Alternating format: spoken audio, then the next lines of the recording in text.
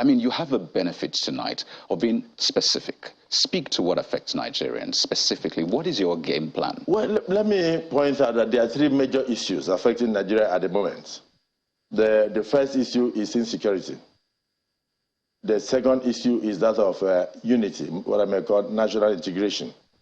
And then, of course, the third issue is the issue of economy that you are mentioning.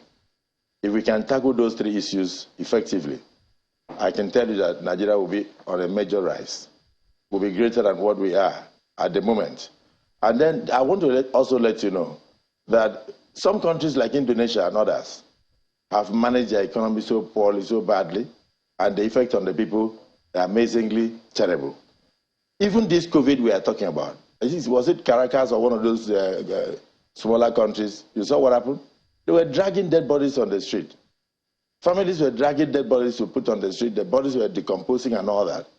People thought we were going to get to that level of pandemic in this country. But this administration has done a fantastic job. So Nigerians fail to see the best of itself. We look out for the worst, and particularly for the press. I always try to advise that yes, you were set up to fight colonial masters. The colonial masters have since gone. The press was set up to fight colonial. Of course, that was the essence of the press at that time. West African pilot, all of them, Dr. Nnamdi Azikiwe, Enahoro, all of them that was more or less the agenda. Senator Akpabio, to pursue the colonial masters. You have worked not with the to press. inform the people. No, there are no colonial masters anymore. So that's the point. The job of the press is to inform, to educate, and set the agenda. You must look out for the best in any administration. You must propagate the best that you see in your country. The colonial masters are gone. It's now we. We now have to look out and promote those things that will lead to national integration and also lead to revival and reinvigoration of the Nigerian economy. So for me, I believe that if we can tackle those three major issues I've mentioned to you, then Nigeria will be on the rise. And if you ask me, how did I do it?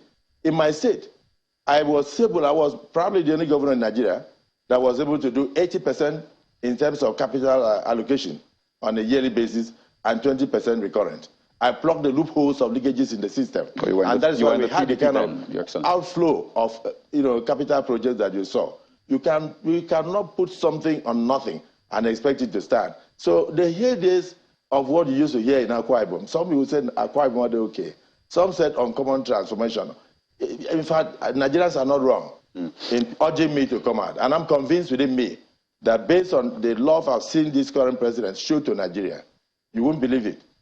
Continuing old projects that were started by past administrations and on a daily basis, churning out projects after projects in order to build the infrastructure and lay the foundation for the growth of the nation with a good president coming out in 2023. Don't forget, it must not be God's will Akpabio.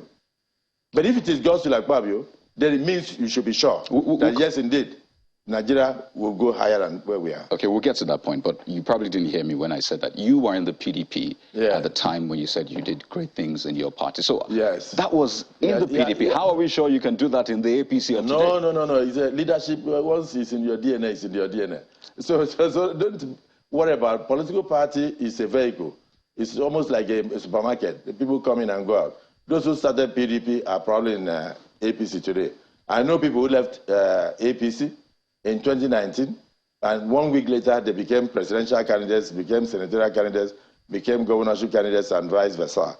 So the distinction should not be there. You look at the character, you look at the record. You don't need to like my face, but please look at my record. If my record is good enough, then you must join hands with the Nigerian youths, the women, and all those who are clamoring that God's will should be done in 2023. So essentially you're saying there's no difference between the APC and I wouldn't say there's a lot of difference. Maybe just in name, to be very honest with you.